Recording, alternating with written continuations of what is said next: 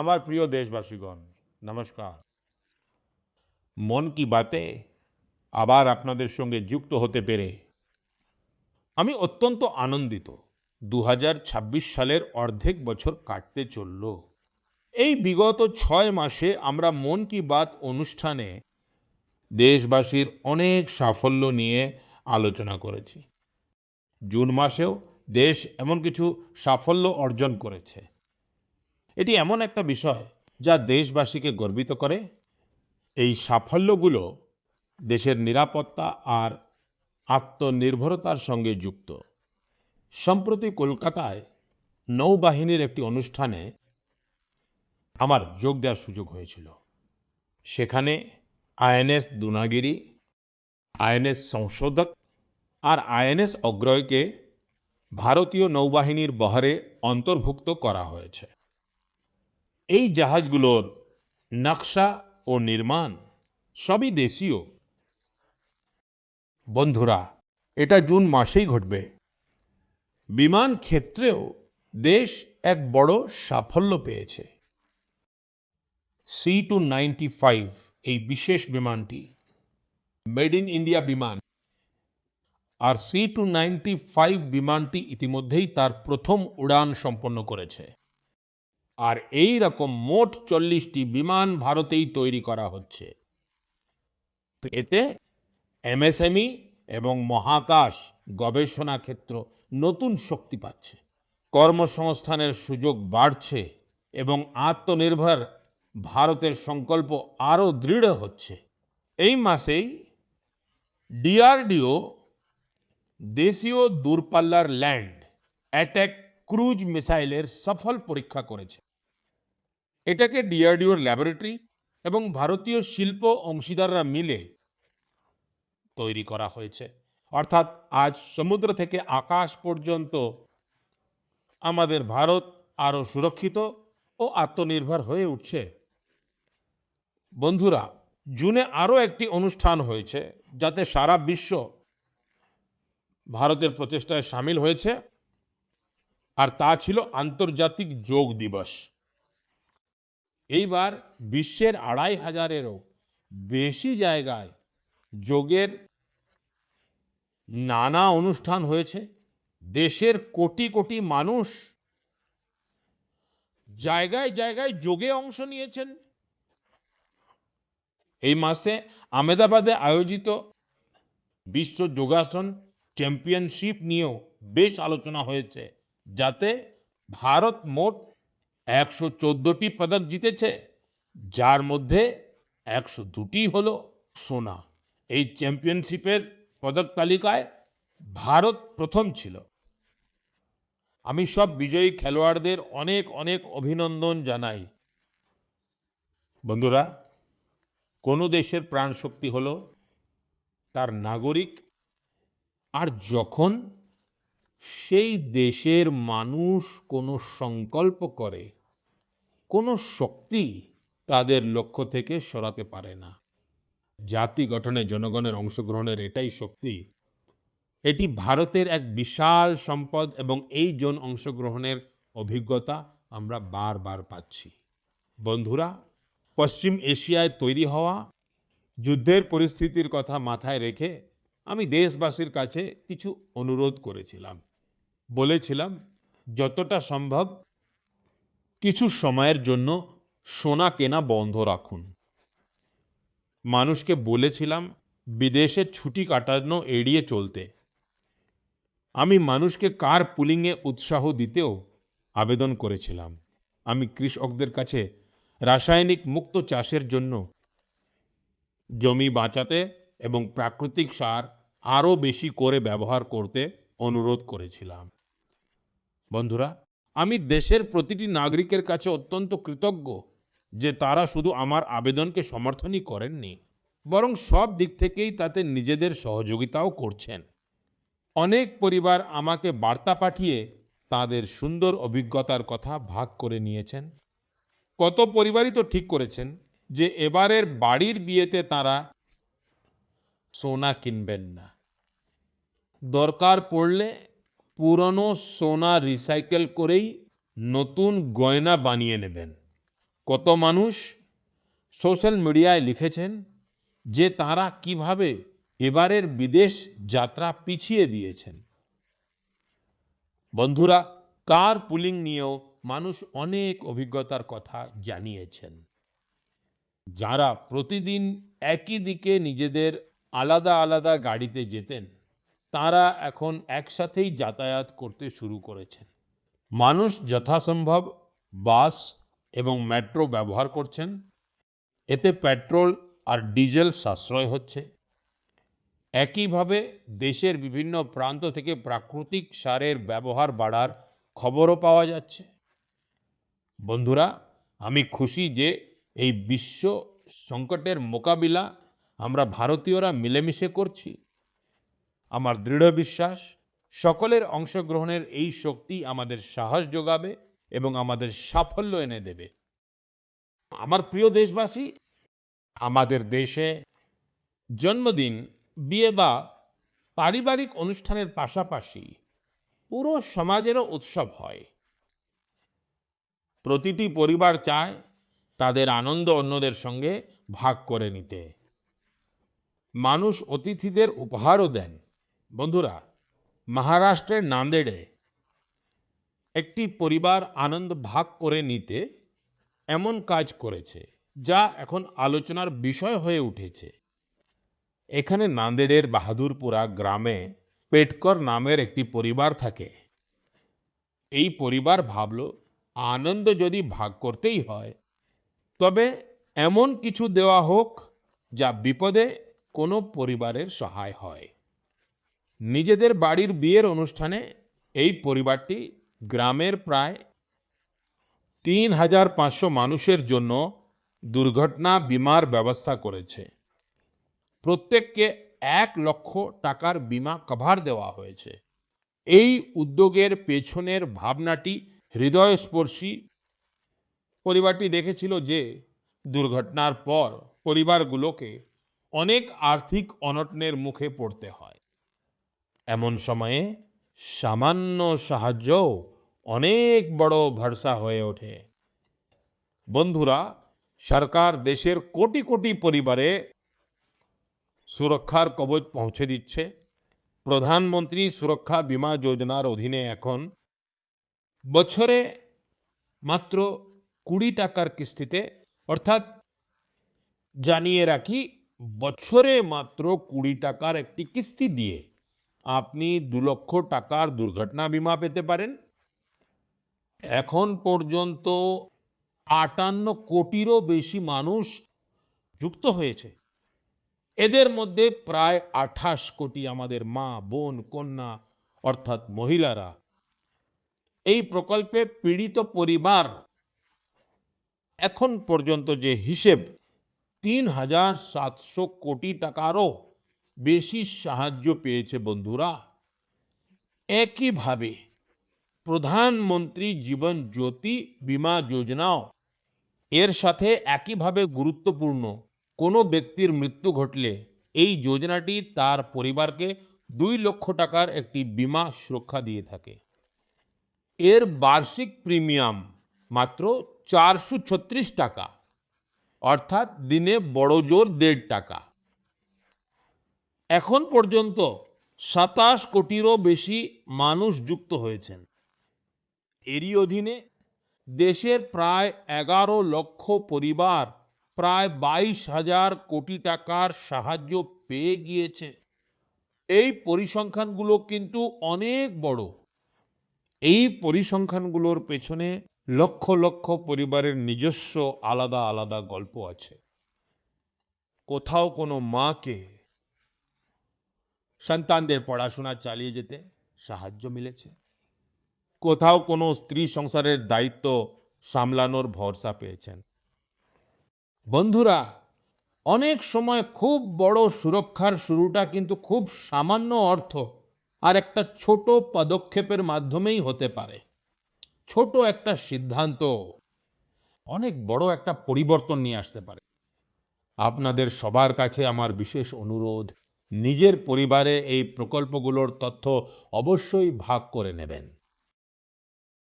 আমার প্রিয় দেশবাসী, মন কি বাতে এবার এমন এক বিষয়ের কথা বলবো যার বয়স হলো 1000 বছর, 1000 বছর ধরে যা এটি মানব সমাজে নিজের জন্য একটি শক্তিশালী ভিত্তি তৈরি করেছে। বিষয়টি কুসংস্কারের। কুসংস্কার অনেক সময় শুধু ভুল ধারণা নয়, তা মনে ভয় তৈরি করে। আর যখন ভয় মনের ওপর চেপে বসে, তখন মানুষ সত্যিটা দেখাই বন্ধ করে দেয়। কুসংস্কারে ডুবে থাকা মানুষ তখন যুক্তি ছাড়া, সত্য না জেনেই এমন সিদ্ধান্ত নেয় যার অনেক বড় ক্ষতি হয়। সমাজে এমন মানুষও আছেন যারা বিজ্ঞান, অভিজ্ঞতা আর যুক্তির ভিত্তিতে সেই ধারণাকে চ্যালেঞ্জ জানান। কুসংস্কার থেকে বিশ্বাসের এই যাত্রা সহজ হয় না। আজ আমি এমনই এক সফল যাত্রার কথা আপনাদের অবশ্যই বলতে চাই। বন্ধুরা, অসমে এক ধরনের পাখি পাওয়া যায় যার নাম হলো হারগিলা। হারগিলা একটি বিরল পাখি যা প্রকৃতিকে পরিষ্কার রাখতে গুরুত্বপূর্ণ ভূমিকা পালন করে। কিন্তু অসমের কিছু এলাকায় অনেক দিন ধরে একে অশুভ বলে মনে করা হতো। মানুষ একে নিজেদের আশেপাশে দেখতে চাইতো না। এমনকি অনেক সময় সেই গাছগুলোকেও কেটে ফেলা হতো যেগুলোতে হারগিলার বাসা থাকতো। ভাবুন তো, এমন একটা পাখি যা পরিবেশ পরিষ্কার রাখতে সাহায্য করে, সেই হারগিলা যখন মানুষের ভয়ের কারণে পাখিরা বিপদের মুখে পড়েছিল, ঠিক তখনই জীববিজ্ঞানী পূর্ণিমা দেবী বর্মন এই দৃশ্যটি দেখতে পান। তিনি মানুষের মনের মধ্যে গেঁথে থাকা এই ভুল ধারণা দূর করার সংকল্প নিলেন। তিনি মহিলাদের সঙ্গে কথা বললেন এবং মানুষকে বিজ্ঞানের যুক্তি দিয়ে সব বোঝালেন। ধীরে ধীরে মহিলারা এই অভিযানে যোগ দিলেন। শুরু হলো বড় এক পরিবর্তন। এক সময় যে পাখিকে অশুভ বলে মনে করে তাড়িয়ে দেওয়া হতো, সেই পাখি পুরো গ্রামটির পরিচয় হয়ে উঠল। হাজার হাজার গ্রাম্য মহিলা হারগিলাকে বাঁচাতে যারা এগিয়ে এসেছিলেন, আজ তাঁদেরকেই সবাই হারগিলা আর্মি নামে চেনে। এই মহিলারা সমাজের সঙ্গে লড়াইও করেছেন। সমাজের গভীরে বাসা বাঁধা কুসংস্কার দূর করার জন্য তারা দিনরাত এক করে কাজ করে চলেছেন। তারা দেখিয়েছেন যে সঠিক তথ্য মানুষের কাছে পৌঁছে দিতে পারলে বহু বছর ধরে চলে আসা পুরনো ধ্যান ধারণাও বদলে যেতে পারে। বন্ধুরা, আমি প্রায় বলি, যে খেলে সেই বিকশিত হয়। আজ দেশে এমন যুবকদের সংখ্যা খুব দ্রুত বাড়ছে, যারা খেলছেও আর বিকশিতও হচ্ছে। আগের চেয়ে এখন অনেক বেশি যুবক খেলাধুলাকে পেশা হিসেবে বেছে নিচ্ছে। আমি নাগাল্যান্ডের এমন দুটো প্রচেষ্টার ব্যাপারে জানতে পেরেছি যা বেশ আকর্ষণীয়। এর মধ্যে প্রথম উদ্যোগটি হলো নাগাল্যান্ড বেবি লিগ, যা এই নামে পরিচিতি লাভ করেছে। আপনাদের মনে হতে পারে এটি খুব ছোট বাচ্চাদের কোনো সাধারণ লিগ হবে, কিন্তু তা নয়। এটি 5 থেকে 10-12 বছর বয়সী বাচ্চাদের জন্য। ছোট ছোট বাচ্চা, ফুলের মতো শিশুদের এক অসাধারণ লিগ। এবং এই খুদে ফুটবলারদের এটি এমন এক লিগ যা তাদের গতি আর তাদের প্রতিভাকে উৎসাহিত করার পাশাপাশি তাদের এক পরিচয়ও দেয়। এটি শুরু হয়েছিল নাগাল্যান্ডের আরো শিশুকে ফুটবলের সঙ্গে যুক্ত করার জন্য। 5 থেকে 12 বছর বয়সী ছেলেমেয়েরা এতে অংশ নিতে পারে। এই লিগ এখন তার 3 বছর পূর্ণ করেছে। এই লিগ বাচ্চাদের মনের ওপর খুব ভালো প্রভাব ফেলেছে।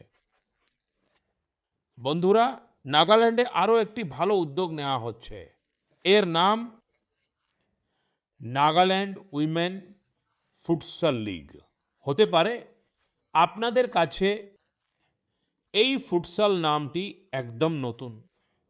আমি বলি, ফুটসালকে ইনডোর ফুটবলও বলা হয়।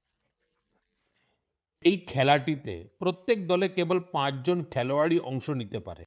খেলার মাঠও ফুটবলের মাঠের চেয়ে অনেক ছোট হয়, তাই খেলোয়াড়দের খুব দ্রুত সিদ্ধান্ত নিতে হয়। তাদের কৌশল আর দক্ষতার আরো ভালো ব্যবহার করতে হয়। নাগাল্যান্ডের উইমেন ফুটসাল লীগ আমাদের মেয়েদের প্রতিভা দেখানোর দারুণ সুযোগ দিচ্ছে।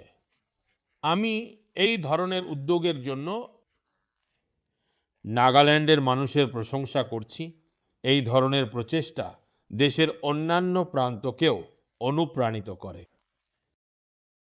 বন্ধুরা, এটা প্রযুক্তির যুগ। প্রতিদিন নতুন নতুন গবেষণা হচ্ছে, নিত্য নতুন এআই উদ্ভাবন প্রতিনিয়ত সামনে আসছে। এই সময়ে একটি প্রশ্ন খুব গুরুত্বপূর্ণ হয়ে দাঁড়িয়েছে। নতুন প্রযুক্তির সাথে এগিয়ে যাওয়ার পাশাপাশি মানুষের সৃজনশীলতাকে কিভাবে বাঁচিয়ে রাখা যায়? আমরা আমাদের মূলের সাথে কিভাবে আমরা যুক্ত থাকব? এই প্রশ্নগুলোর সমাধান খুঁজেছে নালন্দা বিশ্ববিদ্যালয়।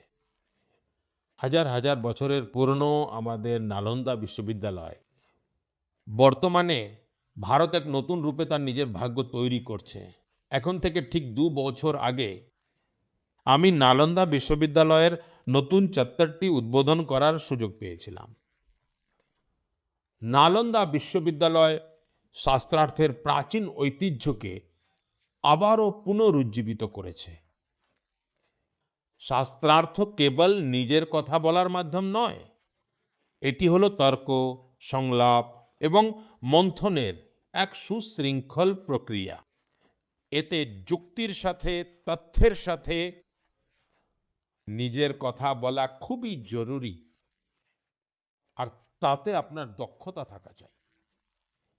অন্যের মতামত ধৈর্য ধরে শোনার আর বোঝার শিক্ষাও এই শাস্ত্রার্থের প্রক্রিয়ার মাধ্যমেই পাওয়া যায়। আমি অত্যন্ত আনন্দিত যে নালন্দা বিশ্ববিদ্যালয় একে তাদের সমাবর্তন অনুষ্ঠানের অংশ করেছে। অংশগ্রহণকারী প্রায় এখানকার অর্ধেক শিক্ষার্থী বিভিন্ন দেশ থেকে এসেছিলেন। প্রাচীন ঐতিহ্যকে বর্তমান সময়ের সাথে মেলানোর এই প্রচেষ্টা অত্যন্ত প্রশংসনীয়। আমি সেই কারণে নালন্দা বিশ্ববিদ্যালয়কে অনেক অনেক অভিনন্দন জানাই। আমি দেশের অন্য বিশ্ববিদ্যালয়গুলোকেও এমন উদ্যোগের কথা ভাবতে বলবো। বন্ধুরা, শিকড়ের সাথে যুক্ত থেকে তরুণদের নতুন প্রযুক্তির জন্য তৈরি করার আরো একটি ভালো প্রচেষ্টা চালানো হচ্ছে। দিল্লিতে অবস্থিত সেন্ট্রাল সংস্কৃত ইউনিভার্সিটি আর্টিফিশিয়াল ইন্টেলিজেন্স ও ডেটা সায়েন্সে বিটেক শুরু করছে। এটি আধুনিক প্রযুক্তিকে ভারতের ঐতিহ্যবাহী জ্ঞানের সাথে যুক্ত করার পথে একটি গুরুত্বপূর্ণ পদক্ষেপ। এটি ভারতীয় ভাষার জন্য নতুন এআই টুলস তৈরি করতে সাহায্য করবে। আমাদের প্রাচীন গ্রন্থ এবং পাণ্ডুলিপিগুলোকে ডিজিটাল ভাবে সংরক্ষণ করার কাজেও এটি নতুন গতি আনবে। আমি সেন্ট্রাল সংস্কৃত ইউনিভার্সিটিকে তাদের এই প্রচেষ্টার জন্য অনেক অনেক শুভেচ্ছা জানাচ্ছি। বন্ধুরা, আজ ভারতীয় সংস্কৃতি বিশ্বের আলাদা আলাদা বিভিন্ন প্রান্তে পৌঁছে যাচ্ছে। আমাদের গান, সঙ্গীত আর আধ্যাত্মিকতাকে বিশ্বের মানুষ চিনছে এবং আপন করে নিচ্ছে। ভারত থেকে হাজার হাজার কিলোমিটার দূরে ক্যারিবিয়ান সাগরে ডোমিনিকান রিপাবলিক নামে একটি দেশ আছে। সেখানে ভারতীয়দের সংখ্যা প্রায় 100 জনের মতো হবে, হয়তো তার থেকেও কম। তা সত্ত্বেও ভারতীয় সংস্কৃতি আর আধ্যাত্মিকতা নিয়ে সেখানে খুব সুন্দর একটি প্রচেষ্টা চলছে। সেখানে স্প্যানিশ ভাষাভাষী কিছু মানুষ একটি দল তৈরি করেছেন এবং এই দলটির নামকরণ করা হয়েছে ব্রহ্মকমল ডোমিনিকানা। এই দলের সদস্যরা সবাই মিলে বৈদিক সাহিত্য চর্চা করেন। তাঁরা বৈদিক মন্ত্রের উচ্চারণও শিখছেন। এর জন্য তাঁরা কোনো প্রথাগত শিক্ষা পাননি, কিন্তু অডিও রেকর্ডিং শুনে তাঁরা বৈদিক মন্ত্রের সঠিক উচ্চারণ শিখে নিয়েছেন। আজ তাঁরা অনেক মন্ত্রের খুব সুন্দরভাবে জপ করতে পারেন। এর মধ্যে পুরুষ সুক্তম, শ্রী সুক্তম, শ্রী রুদ্রম, দুর্গা সুক্তম এবং দেবী মাহাত্ম্য রয়েছে। ভারত থেকে এত দূরে থেকেও আমাদের ঐতিহ্য শেখার এই প্রচেষ্টা খুবই প্রেরণা যোগায়। আমি ব্রহ্মকমল ডোমিনিকানার সকল সদস্যকে তাদের এই বিশেষ প্রচেষ্টার জন্য আমার আন্তরিক শুভেচ্ছা জানাই। আমি সেই সব মানুষের অন্তর থেকে প্রশংসা করি যারা ভারতীয় সংস্কৃতিকে সারা বিশ্বে জনপ্রিয় করে তোলার জন্য নিরন্তর চেষ্টা চালিয়ে যাচ্ছেন। আমার প্রিয় দেশবাসী, মেঘালয়ের পরিচয় মেঘেদের দেশ হিসেবে সুন্দর প্রাকৃতিক দৃশ্যের জন্য। যারা মেঘালয়ে যান তারা সেখানকার মানুষের আপন করে নেওয়াও দীর্ঘ সময় মনে রাখেন। কিন্তু মেঘালয়ের আরও একটি বিশেষত্ব আছে যা নিয়ে আজ মন কি বাতে আমি এখন আপনাদের সঙ্গে কথা বলবো।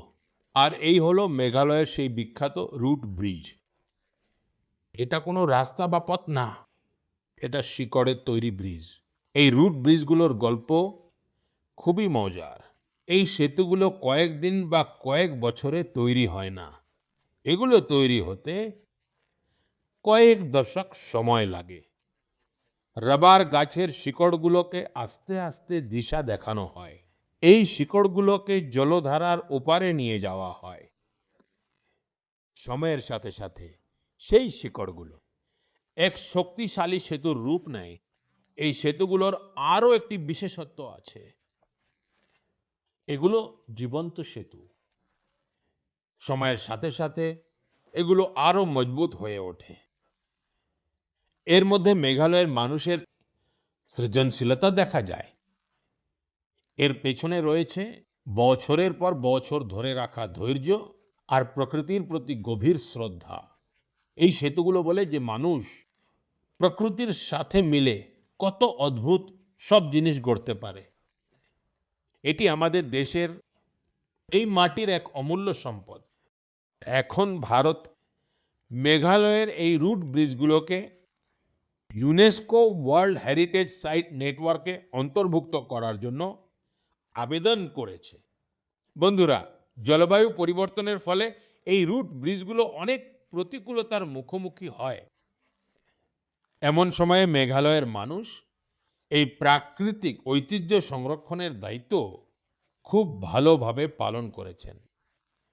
আগে এই ধরনের সেতুর সংখ্যা ঠিক কত ছিল তা জানাও মোটেও সহজ ছিল না। এখানকার স্থানীয়রা নিজেরাই এগুলো গোনা শুরু করেন।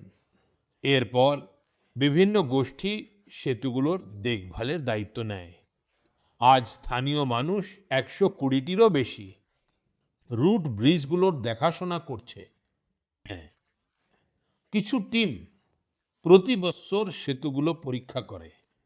আশেপাশের এলাকাকে আরো মজবুত করার জন্য কিছু মানুষ নার্সারিও গড়েছেন। এইভাবে এদের সংরক্ষণের জন্য একটা পুরো বাস্তুতন্ত্র গড়ে উঠেছে। আপনারা দেখেছেন যে এই বছর হ্যালি ওয়ারজি পদ্ম সম্মান পেয়েছেন।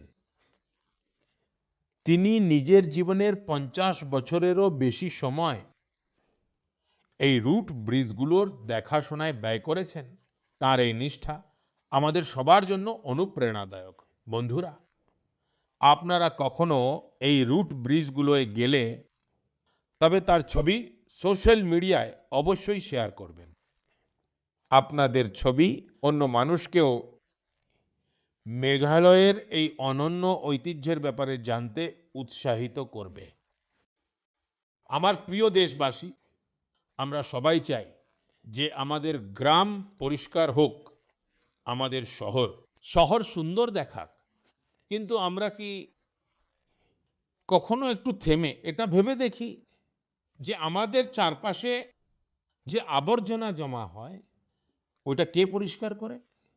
বেশিরভাগ মানুষ তো এটাই ভাবেন যে এটা অন্য কারোর দায়িত্ব আর তারাই পরিষ্কার করবে। কিন্তু আমাদের মাঝে এমন কিছু মানুষও আছেন যাদের ভাবনা আমাদের অনেক প্রেরণা যোগায়। আমি মধ্যপ্রদেশের রাজগড় জেলার বিয়াওরার কিছু বোনের ব্যাপারে জানার সুযোগ পেয়েছি। তিনি চারপাশের প্লাস্টিকের আবর্জনা সরানোর সংকল্প নিলেন। তিনি ভাবেননি যে অন্য কেউ এসে পরিবর্তন আনবে। তিনি নিজে থেকেই উদ্যোগী হয়ে পুরো শহর জুড়ে পড়ে থাকা প্লাস্টিকের বর্জ্য আর খালি বোতল সংগ্রহ করতে শুরু করেছিলেন। আস্তে আস্তে এই উদ্যোগ এগিয়ে চলল আর সেই প্লাস্টিক দিয়ে ইকো ব্রিক তৈরি হতে লাগলো। আজ এই ইকো ব্রিক দিয়েই সাধারণ জায়গাগুলোকে সুন্দর করে তোলা হচ্ছে। রাজগড়ে গত কয়েক মাসে কয়েকশো কেজি প্লাস্টিক পুনর্ব্যবহার করে সেগুলোর আরো ভালো ব্যবহার করা হয়েছে। অর্থাৎ যে প্লাস্টিক আগে সারা শহরে দূষণ ছড়াতো, আজ সেই প্লাস্টিকই এই বনেদের প্রচেষ্টায় শহরের সৌন্দর্য বাড়াতে সাহায্য করছে।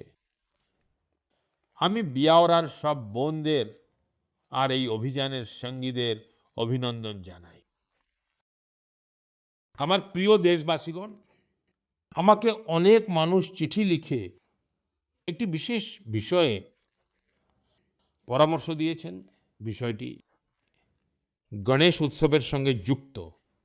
তবে গণেশ উৎসবের জন্য এখনো অনেক সময় বাকি আছে, কিন্তু মানুষ এই অনুরোধ করেছেন এই বিষয়ে এখনই কথা বলা দরকার।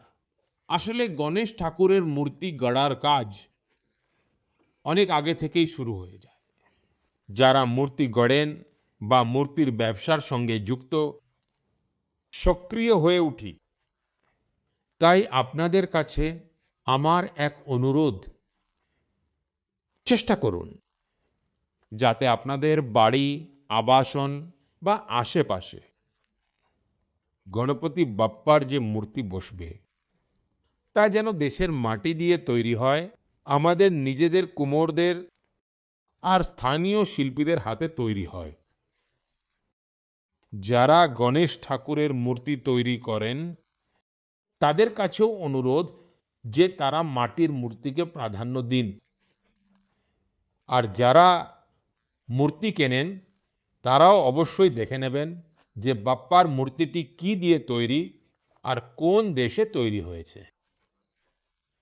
প্লাস্টার অফ প্যারিস দিয়ে তৈরি করা মূর্তি একদম কিনবেন না। বন্ধুরা, মাটির মূর্তি পুজোর পর সহজেই জলে মিশে যায়। এর ফলে আমাদের নদী, পুকুর এবং পরিবেশ রক্ষা পায়। এতে আমাদের আস্থা অটুট বজায় থাকে আর প্রকৃতির প্রতি আমাদের দায়িত্ব পূরণ হয়। স্থানীয় কারিগরদের থেকে মূর্তি কিনে আমরা ভোকাল ফর লোকাল এর সংকল্পকে শক্তিশালী করি। আমার বিশ্বাস এবার গণেশ উৎসবে এবং এমন প্রতিটি উৎসবে আমরা এই সব বিষয়ে আমি অবশ্যই এটা গুরুত্ব দিয়ে ভাবব আর দেশের স্বার্থে পদক্ষেপও নেব। বন্ধুরা, আমাদের দেশের সবচেয়ে বড় শক্তি হলো এদেশের মানুষ। দেশের বিভিন্ন প্রান্তে হয়ে চলা এই ছোটবড় প্রচেষ্টাগুলো আমাদের অনেক কিছু শেখায়। এই প্রচেষ্টাগুলো দেখায় যে মনে সংকল্প থাকলে আর যখন সমাজের সাথ পাওয়া যায় তবে যে কোনো বড় পরিবর্তন আনা যায়। আপনার চারপাশেও যদি এই ধরনের প্রচেষ্টা চলতে থাকে তাহলে সেই বিষয়ে আপনার মতামত আমাকে অবশ্যই লিখে জানাবেন আর আপনার পরামর্শ পাঠাতে থাকুন। হয়তো আপনার চারপাশের ছোট কোনো উদ্যোগ সারা দেশের অনুপ্রেরণা হবে। আগামী মাসে আপনাদের সাথে আবার দেখা হবে। দেশবাসীর কিছু নতুন প্রচেষ্টার কথা আলোচনা করব। ততক্ষণ পর্যন্ত আপনি নিজের এবং আপনার পরিবারের খেয়াল রাখুন।